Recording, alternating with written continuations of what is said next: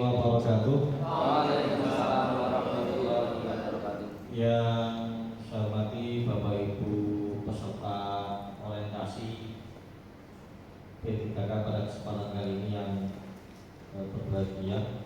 Pertama, adalah kita panjatkan bersyukur kepada Allah Subhanahu wa Ta'ala yang telah melimpahkan rahmat dan hidayahnya sehingga ada siang hari ini kita dapat melaksanakan aktivitas dalam keadaan sehat. Salawat dan salam senantiasa kita aturkan ke junjungan kita Nabi Muhammad SAW. Semoga kita semua mendapatkan sahabatnya yang mulia ini. Bapak Ibu yang saya hormati, alhamdulillah ya pada kesempatan kali ini kita bisa kembali dalam rangkaian kegiatan orientasi. Pada hari ini nanti presentasi penyampaian makalah ya Bapak Ibu. Sudah siap semua? Ya. Baik, siap semua. Ada 15 peserta. Berdasarkan ketentuan, nanti masing-masing menyampaikan presentasi selama 15 menit ya. Dengan durasi waktu yang ada, nanti penyampaian dan penanggapan dengan sesuai dengan judul yang ada. Yang sebagai aspek penilaian adalah kualitas kegiatan, kemudian kualitas makalah, serta kualitas komunikasi. Warahmatullahi wabarakatuh. Semangat pagi. Pagi. Ya, seperti biasanya alhamdulillah saya semangat pagi, semangat pagi. Saya ulangi lagi ya. Semangat pagi. Semangat pagi. Terima kasih untuk semangatnya hari ini. Yang terhormat Bapak Nurul Aini SPD MPD selaku Mentor dan Kepala SMK Negeri 2 Kebumen. Yang saya hormati Bapak Eko Nugroho Widodo yang mewakili Bapak Kepala SMK Negeri 2 Kebumen. Dan yang saya hormati teman-teman peserta orientasi pengenalan nilai dan etika Provinsi Jawa Tengah. Perkenalkan saya di sini nanti akan menyampaikan RKK atau rencana hasil kerja saya terkait dengan 1 tahun ke depan. Nah, untuk ini ya seminar orientasi pengenalan nilai dan etika. Untuk biodata saya yaitu Maslahatun Sholihati, kemudian untuk mapel yang saya ampu yaitu PKK untuk proyek kreatif dan wirausaha. Selanjutnya, sebelum sampai ke visi SMK Negeri 2 Kebumen, saya sedikit mereview materi yang kita dapatkan saat orientasi Zoom. Materi saat kita orientasi kemarin kita dapat materi terkait dengan visi Jawa Tengah, kemudian terkait materi SOTK atau struktur organisasi dan tata kelola Provinsi Jawa Tengah, kemudian terkait dengan SOTK juga dengan Dinas Pendidikan dan Kebudayaan Provinsi Jawa Tengah. Selain itu kita juga dapat materi manajemen penilaian dan kinerja ASN, di mana penilaian kinerja ASN ini ada dua, yaitu yang pertama adalah SKP atau sasaran kinerja pegawai yang kita kerjakan biasanya itu di kinerja. Kemudian yang kedua yaitu PSKP, yaitu penilaian kinerja sikap dan perilaku ASN, di mana kalau yang PKSP ini yang biasanya kita kerjakan di Sinaga. Di mana di Sinaga itu penilaian 360 derajat, di mana kita dinilai oleh atasan, kemudian rekan sejawat, ya, kemudian penilaian diri kita sendiri.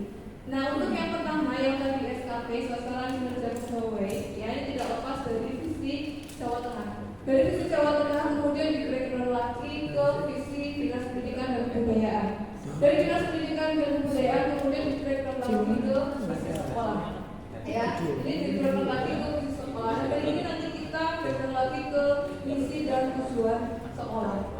Itu untuk yang KSP. Kemudian yang untuk PKSP, ya untuk yang penilaian kinerja sikap dan perilaku, ini dinilai terkait dengan profil kita, yaitu kemarin yaitu ASN pertama, yaitu berorientasi pada pelayanan, kemudian akuntabel, kemudian kompeten, harmonis, loyal, kemudian adaptif dan kolaboratif. Nah ini ya terkait dengan visi SMK Negeri 2 Kebumen. Untuk visi SMK Negeri 2 Kebumen yang pertama adalah menjadi SMK pusat keunggulan dan menghasilkan sumber daya manusia yang beriman dan bertakwa, berdaya saing tinggi, berjiwa entrepreneur dan berwawasan lingkungan dalam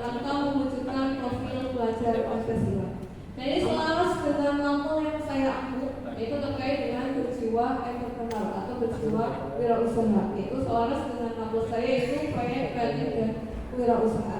Dan untuk visi SMK Negeri Kebumen. Selanjutnya dari visi ini di breakdown lagi ke tujuan. Ya, setelah di breakdown ke tujuan, kemudian juga ke visi. Nah, tujuan SMK Negeri Kebumen yaitu mempersiapkan sumber daya manusia yang berkualitas, yang mempunyai iman dan takwa, unggul dan kompeten di dunia industri, dunia usaha dan dunia kerja. Kemudian mempunyai karakter yang baik, tangguh menghadapi persaingan di era global, berjiwa entrepreneur dan peduli terhadap isu lingkungan hidup. Ini juga selaras dengan motto yang saya aku yaitu terkait dengan PKK. Ya, ini untuk tujuan SMK Negeri Kebumen. Nah, dari tujuan ini kemudian di background atau dirinci lagi ke RHK atasan. Di mana RHK atasan kita yaitu Bapak Kepala Bapak Nuraini SPD MPD. Ya, dari RHK ini nantinya di background lagi ke RHK kita masing-masing. Karena kita sebagai guru, atasan kita adalah kepala sekolah, jadi nanti yang kita bertanggung jawabkan dan kinerjanya adalah kepada kepala sekolah. Nah, untuk rencana hasil kerja kepala SMK Negeri Kebumen ini kita dapatkan di kinerja yang sudah tersinkronisasi dengan PMM. Jadi kita sudah dapatkan di sana karena Pak Nurul juga sudah membuat RHK di kinerja. Ya, jadi kita tinggal di background ke bawah. Kemudian untuk yang pertama yaitu tersusunnya kurikulum operasional satuan pendidikan yang berorientasi pada peningkatan pembelajaran secara partisipatif. Kemudian yang kedua, terlaksananya peningkatan kualitas praktik pembelajaran guru. Yang ketiga, terkelolanya kegiatan pengembangan kompetensi guru dan tenaga pendidikan. Yang keempat, terkelolanya pelaksanaan pembelajaran yang berfokus pada implementasi kurikulum operasional satuan pendidikan atau KOSP. Nah, dari tujuan ini, dari rencana kepala SMK Negeri Kebumen, kita breakdown ke RHK atau rencana hasil kerja kita masing-masing. Nah, untuk RHK ini, selanjutnya untuk RHK saya. Ini untuk RHK saya, ya ini di breakdown dari tadi rencana hasil kerja kepala sekolah. Saya jelaskan lebih rinci.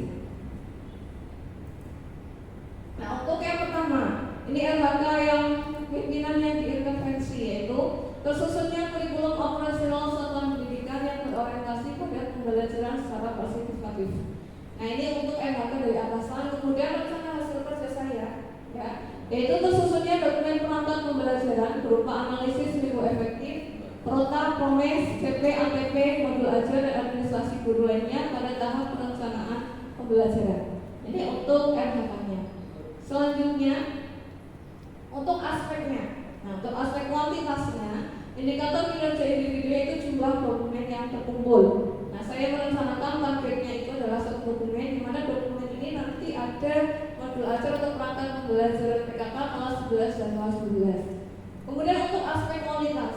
Nah, untuk aspek kualitas ini saya indikatornya ini terkait dengan tingkat kontribusi. Nah, biasanya kan nanti tingkat kontribusi kita kumpulkan ke kurikulum. Nah, ini targetnya itu 100%. Kemudian untuk waktu penyusunannya, nah indikator kinerjanya dan targetnya 2 bulan di awal tahun pembelajaran. Jadi di 2 bulan awal targetnya saya sudah selesai terkait dengan perangkat pembelajaran. Selanjutnya untuk tahapannya, ya. Jadi tahapan terkait dengan menyusun perangkat pembelajaran. Yang pertama yaitu mengikuti kegiatan workshop penyusunan perangkat pembelajaran yang diadakan oleh kurikulum. Itu kemudian yang kedua melaksanakan MGMP PKK tingkat sekolah. Karena di sekolah kita itu kalau PKK-nya itu adalah tim teaching, jadi di mana ada guru umum dan guru kejuruan. Jadi kalau saya itu guru umum, kemudian nanti kerjasama atau tim teaching dengan guru kejuruan. Nah, ini pertama saya melakukan MGMP dulu dengan guru umum, yaitu untuk menentukan CP dan ATP secara bersama. Setelah menentukan itu, kemudian kami ke sinkronisasi ke jurusan. Jadi setelah kami menentukan CP ATP, kemudian kami diskusi dengan jurusan. Nanti kira-kira ini mau produknya apa? Karena di dalam mapel PKK itu ada 2 elemen. Yang pertama yaitu elemen kewirausahaan, kemudian yang kedua yaitu elemen produksi. Nah, biasanya itu kerjasamanya kalau yang produksi itu bagiannya jurusan, kalau yang kewirausahaan itu bagiannya guru mapel PKK yang umum. Kemudian yang keempat setelah saya sinkronisasi, selanjutnya menyusun dokumen perangkat pembelajaran. Kemudian untuk outputnya, ya outputnya ini yaitu dokumen perangkat pembelajaran. Untuk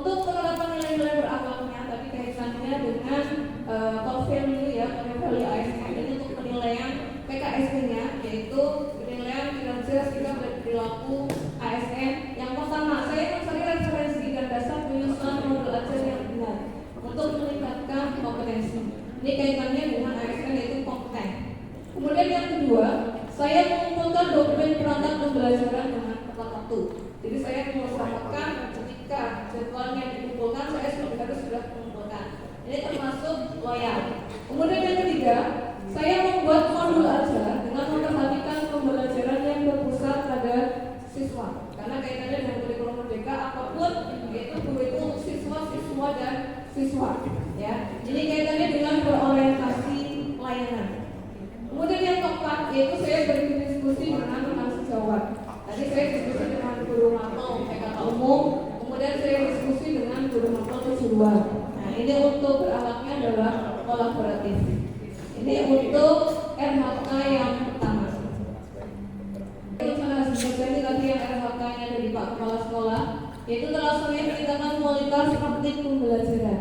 Untuk RHK saya yaitu meningkatnya kualitas praktik pembelajaran PKK dengan proyek based learning dan manajemen kelas yang berfokus pada penerapan disiplin positif. Karena dari mapelnya saja proyek kreatif dan kewirausahaan, jadi saya merencanakannya itu berbasis proyek based learning. Kemudian untuk aspeknya itu kuantitasnya. Indikator kinerja individunya yaitu berupa laporan observasi, targetnya adalah satu perangkat laporan. Ini terkait dengan sinkronisasi PMM, di mana ini untuk yang observasi itu ada tahapan ya, tahapan yang pertama yaitu perencanaan, kemudian yang kedua adalah pelaksanaan, kemudian tindak lanjut, dan yang terakhir adalah refleksi tindak lanjut. Nah ini masing-masing itu nanti dijadikan satu perangkat laporan. Kemudian kualitas. Nah kualitasnya adalah tingkat upaya penerapan prinsip disiplin positif. Karena ketika di PMM saya mengambilnya terkait dengan disiplin positif, dan saya harapkan nanti disiplin positif di kelas itu pun jalan. Ya. Jadi yang targetnya itu nanti 36 siswa atau 17 siswa yang ada di kelas itu menyepakati keyakinan kelas bersama. Kemudian untuk waktunya, yaitu waktunya adalah tingkat upaya penerapannya. Nah itu tingkat upaya penerapannya adalah selama 10 bulan. Karena saya lihat untuk efektif pembelajaran itu adalah selama 10 bulan. Walaupun sebenarnya karena pelaksanaan penerapan kinerja ini ya untuk disiplin positif, yaitu secara keseluruhan itu harus selalu dilakukan. Ya. Selanjutnya untuk kegiatan dan tahapan. Nah, untuk kegiatan dan tahapannya yang pertama adalah penerapan disiplin positif dengan membuat keyakinan kelas bersama murid. Jadi di awal pembelajaran saya selalu membuat keyakinan kelas. Jadi keyakinan kelas ini nantinya disepakati bersama. Misalkan kaitannya dengan HP. Nanti ketika pembelajaran kita sepakati kita boleh buka HP atau tidak. Dan biasanya sudah disepakati tidak buka HP. Nah, selain keyakinan kelas pun nantinya kita buat konsekuensinya. Jadi tidak hanya sekedar keyakinan kelas, tapi di situ ada yang kita sepakati, kemudian konsekuensinya apa. Kemudian yang kedua, merencanakan pembelajaran PKK berbasis proyek yang akan dijalankan bersama siswa. Yang ketiga, melaksanakan kegiatan pembelajaran berbasis proyek sesuai dengan rencana. Kemudian untuk outputnya yaitu keyakinan kelas dan terlaksananya pembelajaran PKK secara konseptual atau bermakna. Jadi yang diharapkan dalam pembelajaran PKK ini juga bermakna, jadi tidak hanya sekedar teori-teori saja. Kemudian untuk penerapan nilai berakhlaknya, yang pertama saya menyediakan sumber dan media belajar yang sesuai. Nah ini terkait dengan nilai berorientasi layanan. Kemudian yang kedua, saya menerapkan pembelajaran PKK. Ini nilainya kompeten. Kemudian yang tiga, saya melakukan penilaian dengan cermat, jujur, dan objektif. Ini akuntabel. Kemudian yang keempat, saya berdiskusi dengan siswa dan meminta umpan balik. Itu kolaboratif. Jadi nanti di akhir pembelajaran, saya seringkali untuk merefleksikan diri saya sendiri, saya minta umpan balik dari siswa. Masukan-masukan dari siswa untuk kedepannya di semester 2 akan lebih baik.